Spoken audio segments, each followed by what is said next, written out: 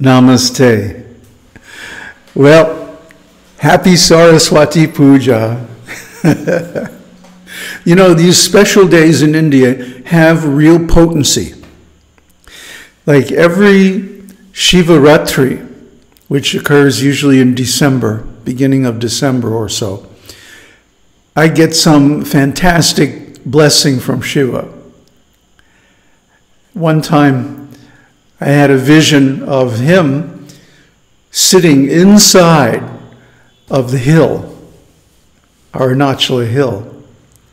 And then, well, there was more to it. There was more to it, but it's too confidential.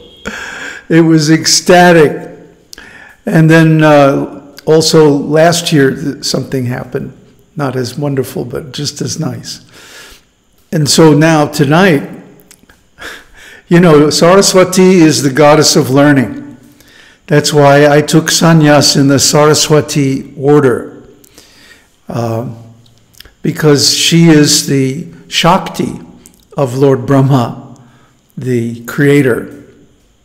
And she is the goddess of learning and music, art, architecture, all those things, dancing, everything. So she's really wonderful. And how can I express this? Tonight I had a realization that just floored me. And that's not easy to do. Okay. The typical approach to self-realization is totally male-oriented. And it's rooted in Shiva consciousness.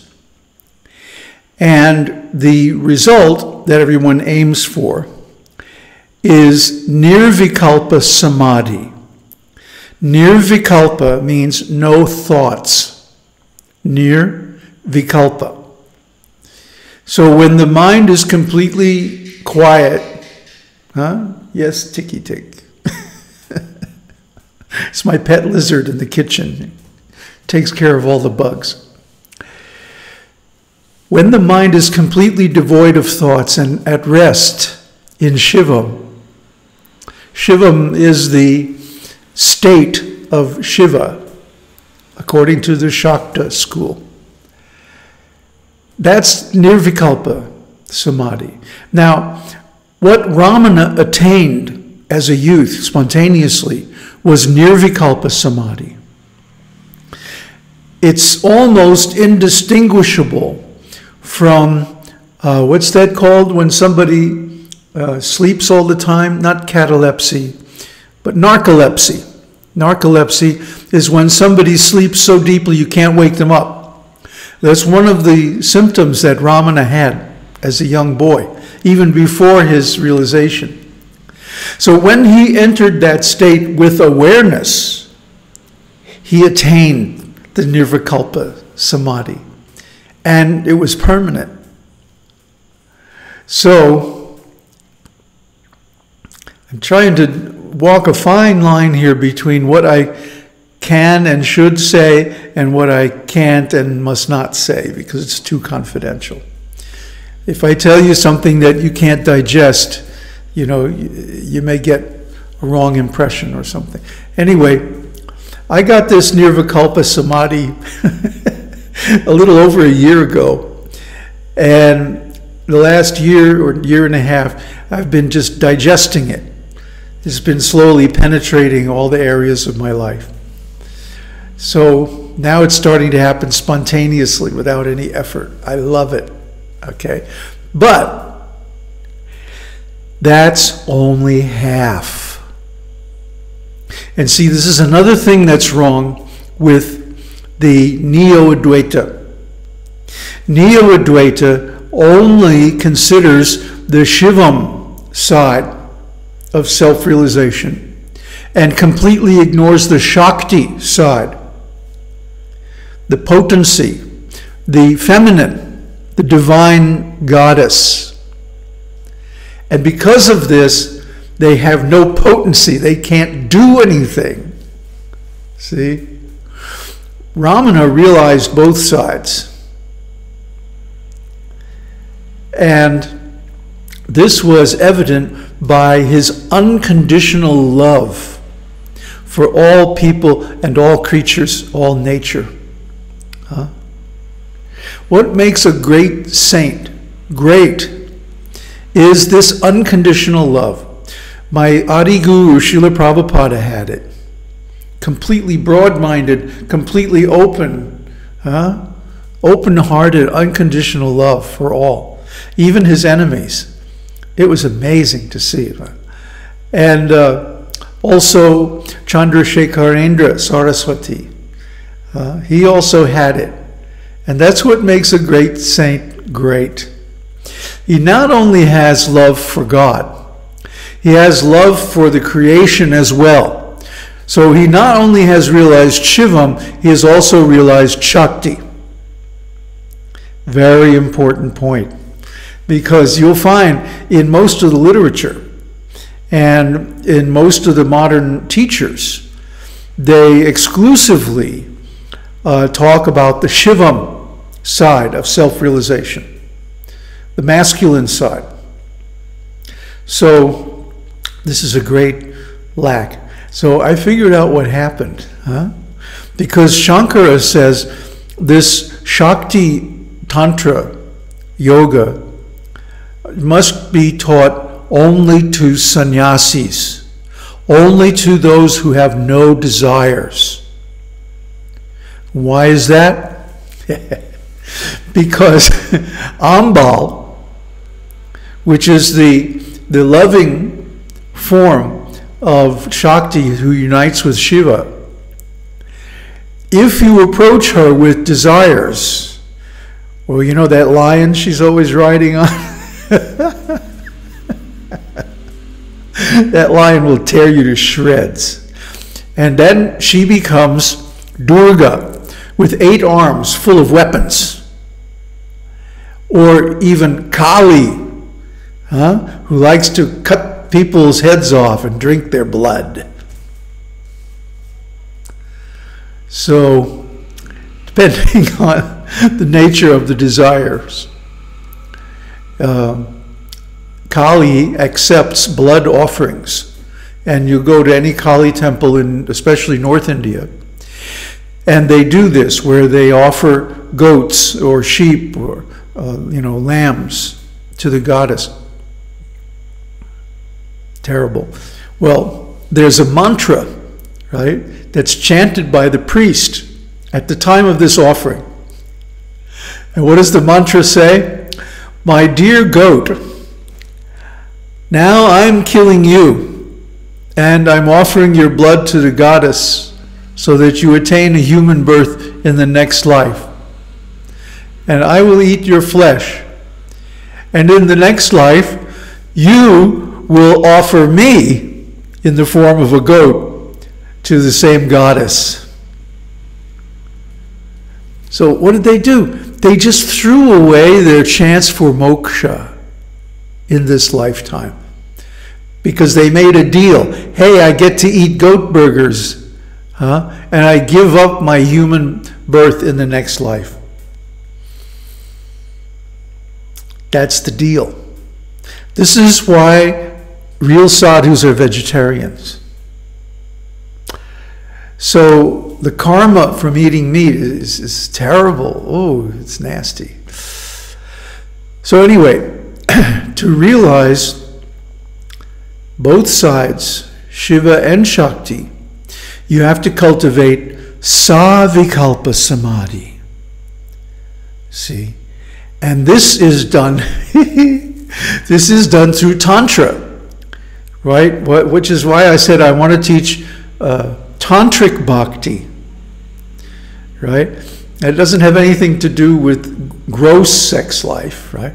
It has to do with the fact that how the world is created is by Shiva and Shakti coming together and making love. And this is described in great detail in the Shakta scriptures, which is why a lot of people, Orthodox Hindus, I call them Hindu Schmindus, reject Tantra. Because the certain tribes like the Kaulas and the Baulas use this as an excuse to have sex life. Even today, if you go to the Ganges on a full moon night, they have these wild orgies beginning at midnight. Very scary stuff. And this is, their interpretation, a very literal, actually misinterpretation of these scriptures. So what's the actual interpretation? The actual interpretation is that the goddess Ambal is also known as Kamakshi. Kama-akshi. Kama means desire, specifically sex desire. So Kama Akshara, she's the residence, the dwelling place of this desire. And what is that desire on that level, on the cosmic level? It is the desire for Shiva to create. And so Shiva develops the desire. This is the first manifestation of duality. So when Shiva develops this desire, immediately the forms of Shiva and Shakti manifest, and their pastimes begin. And their pastimes are beautiful, romantic, ecstatic, wonderful, loving pastimes. So in other words, one who has realized both sides. Now Shakti is part of Shiva. She is an intrinsic potency within Shiva. I used the example some time ago of a boat. When a boat travels through a media of water, then it automatically creates a wake. It doesn't have to make any effort. The wake happens automatically just from sailing the boat. So since a boat's nature is to sail, it also creates a wake automatically. In the same way, Shiva, his nature is to be aware. And just by his awareness of himself as the creation, as an appearance within Brahman, the whole Shakti, the whole creation comes into being automatically, without him actually doing anything. See? And this is how we get around the argument or the objection that, wait a minute, Brahman is supposed to be changeless and unitary. How can you have this creation and all these activities and stuff if there's no change in Brahman? Well, there doesn't have to be any change because the whole creation is only an appearance within Brahman. You see? So the Shakti is actually part of Brahman. Adam's rib, So like that, the creation comes into being. So it's like, if you love Shiva, if you appreciate Shiva, and if you cultivate the Nirvikalpa Samādhi, then you should automatically also realize the Savikalpa Samādhi. But what happens is, because people are insufficiently learned in this deep, esoteric, tantric tradition, they resist it. They deny it, and they push it away. They reject it. Oh, I'm a sannyasi. I can't have anything to do with women or sex or any of that stuff. Bullshit. Because what happens is then they become dry.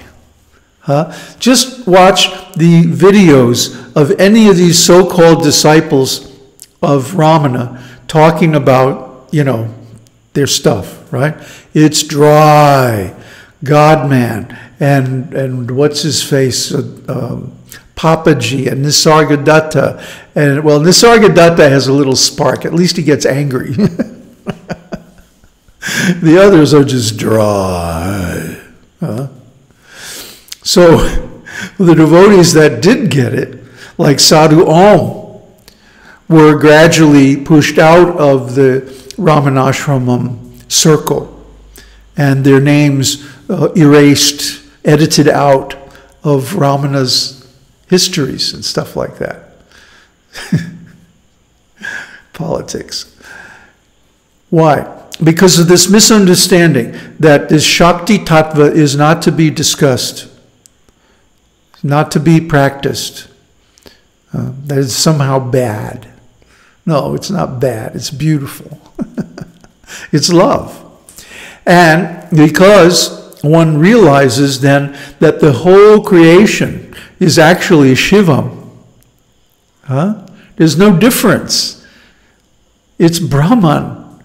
It's just an appearance of Brahman, that's all. Like when we go in the desert and we see a mirage, well, we don't get angry at water and reject water. Without water, we can't live. So in the same way, yeah, we see these appearances like a mirage coming and going, like the flames of a fire flickering in the darkness. And so because of that, we think we should reject it because it's not real. Well, it is real. It's a real fire. It's a real flicker. It's a real flame. It's a real appearance, a real mirage. See? And because of that, we should love it. And when we do, oh my God, that's when the real nectar starts to flow. That's when the real ecstasy hits you. So, I need to go and digest this. This is a huge hit. I need to go back and reread some of the really esoteric stuff, like the Tripura Rahasya. Tripura Rahasya is about this very subject, this very topic. I read it about 2 years ago, but man, I sure didn't get it. Now I got it. So I'm going to go back and reread it. But I also need to go to another location. Here in Tiruvannamalai, I'm just isolated. I'm surrounded by householders. And the few sannyasis that are here permanently, around the whole year round, are, deeply embedded in the Ramanashramam organization, So I can't talk to them. I certainly can't reveal these kind of thoughts to them. So I need to find good sannyasi association. And I got a tip while I was in Nepal last month to go to Omkareshwaram. So you never heard of it, right? It's a little town, and all it is sannyasi ashrams. So a sannyasi can go there and just stay. It's great. So that's where they all are. I've wondered, in the last few years, why I don't see any real sannyasis. Only, phony sannyasis, professional beggars dressed up in orange clothes and like that. But the real sannyasis, where the heck are they? Well, they're in these safe places where they can live as a sannyasi and not have to be really bullied by attached householders in the name of priests and temple religion and all of that stuff. They can be free. So I'm going to go there. I'm going to be a sannyasi among sannyasins. And I'm going to take nice long walks on the banks of the Narmada River and sit in the dappled shade, dancing in the breeze, and contemplate all this. And of course, they have internet there too, so I'll be in touch. But really, I need to take care of this. I mean, I don't know how much longer I've got. I'm burning the candle at both ends here. I'm approaching galactic escape velocity. So once I'm gone, I'm not coming back. So I'm planning to go for the winter to Omkareshwar. And learn how to be a sannyasi the right way, the loving way, the open-hearted way, in love with the whole world and the goddess who is it. Om Tat Sat. Aum Harihi Aum.